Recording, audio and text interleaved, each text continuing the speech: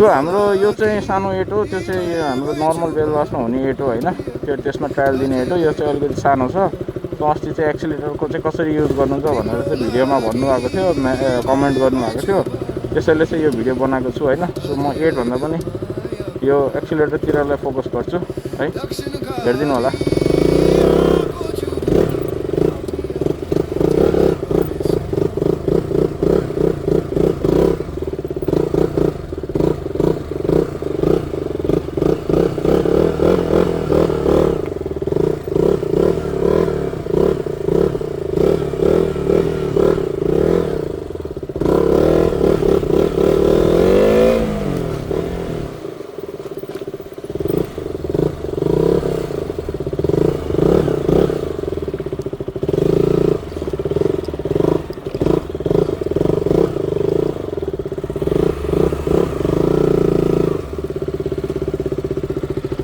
यसरी हजुरको बाइकमा चाहिँ एउटा खुट्टाले अनि यो क्लच पनि दबाउने, हजुरको ह्यान्ड ब्रेक पनि दबाउने होइन।